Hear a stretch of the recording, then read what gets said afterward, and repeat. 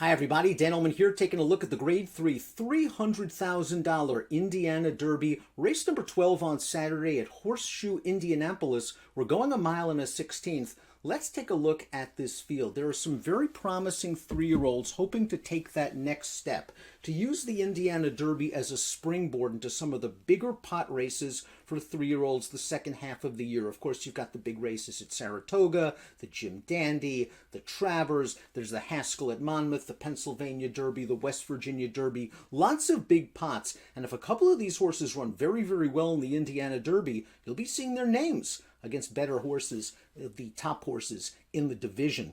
We'll take a look at the Timeform U.S. pace projector for the Indiana Derby, and the 7 best actor is expected to make the lead, and he could. He's shown that kind of speed in his career debut. He's also very rateable, and I think his participation on the lead depends on the number 5, New Year's Fever's participation in the race. New Year's Fever is also cross-entered in another race at Horseshoe Indianapolis on Saturday, and if New Year's Fever goes in the other spot, that kind of leaves Best Actor to make the front with a horse like Actuator on the outside, also capable of showing speed. But the First Glimpse, the number 2, could show some speed as well. It's not a cut-and-dry pace scenario, but I do believe that the number 7 and 8 will be close to the early pace. Let's talk a little bit about an outsider on the morning line that has, I think, a very big chance to win, and that's the number 1 Trademark, who won 2 races in a row to complete his 2-year-old campaign for trainer Vicky Oliver, and then she was put in some very, very tough spots.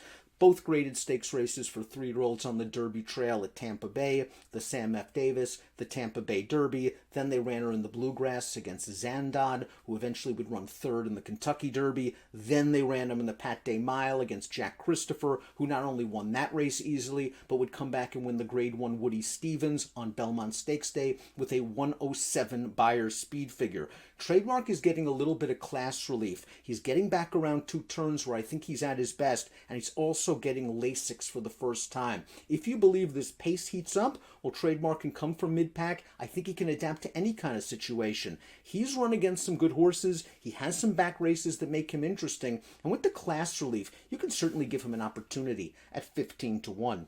The number 2 is First Glimpse, who last raced on June the 8th at Indiana Grand. It was his first start as a gelding, and we're going to take a look at his performance right now.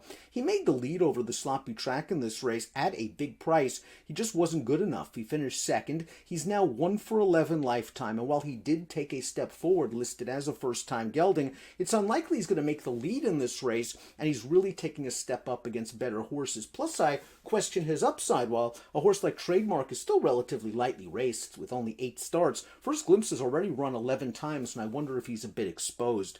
The 3 Mo wins, just like the 5 New Year's Fever, is cross-entered in a race on the Indiana Derby undercard. He looked good last time out, though, winning a race for Indiana Breds. We're going to take a look at that performance right now. He got right up close to the pace. He was stretching out off of 2 sprints, and both times he's run long, he's done this. He's been able to draw away from his competition in the stretch. This is a very promising son of Mo Heyman. Obviously has the home court advantage at Horseshoe Indianapolis. Is he good enough to take down several graded stakes caliber foes?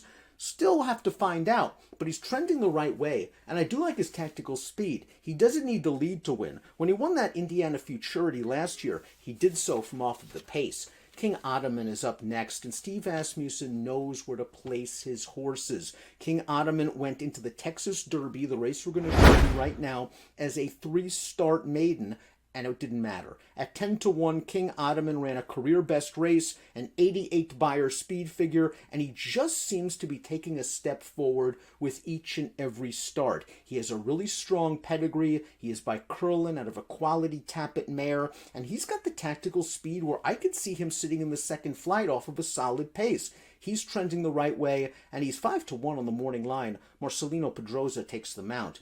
New Year's Fever is 2 for 2 in his career. We'll see if he goes in this race. If he does, he's the speed, as he was last time out against fellow Indiana Breds. Regis went right to the front and gave them no chance. He opened up a clear lead. He set a rated pace, and it was nice to see. It was no problem stretching out from 6 furlongs to a mile from start 1 to start 2. Now he's got to run faster because his 2 Beyer speed figures pale in comparison to those of the main competition in this race. Rattle and roll, in my opinion, is the key to this race because Ken McPeek's doing something a little bit out of the ordinary for the barn. He's wheeling this horse back on only 1 week's rest. And going back in your formulator past performances, I believe McPeek has only done this 6 prior times over the past 5 years with some success. 1 graded stakes win on the turf. Rattle and Roll won the American Derby last week in very nice fashion. It was just a professional performance, and I think he won even a little bit easier than it looks on paper. He worked out a 3-wide tracking trip, forged to contention turning for home. It took 1 crack of the whip, and then he was ridden out all the way to the wire. He earned a career best 91 Beyer.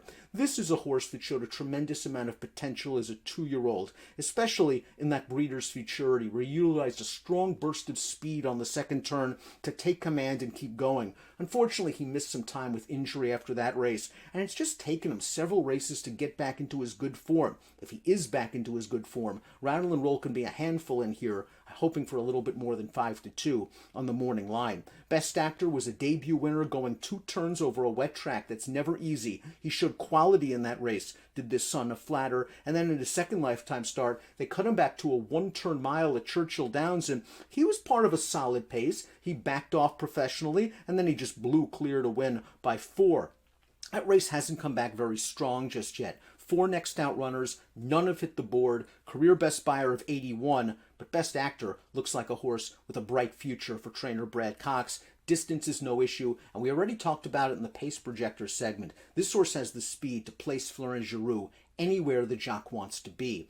Actuator made his first 2 starts on turf at Horseshoe Indianapolis, but off of the layoff last time out on dirt at Churchill Downs, he might have found a home. He was going 7/8 of a mile. It was a long layoff. He pressed a solid pace, and then he put the boots to the field. He won by 8 with a 92 Beyer speed figure. And when you look at his pedigree, you're really not that concerned about him stretching out in distance. That 92 Beyer really stands out off the page, and if he runs something like that again, he's going to be extremely tough to beat. But it is his first start against winners, and you got to figure he's going to take some money based off of that gaudy Beyer.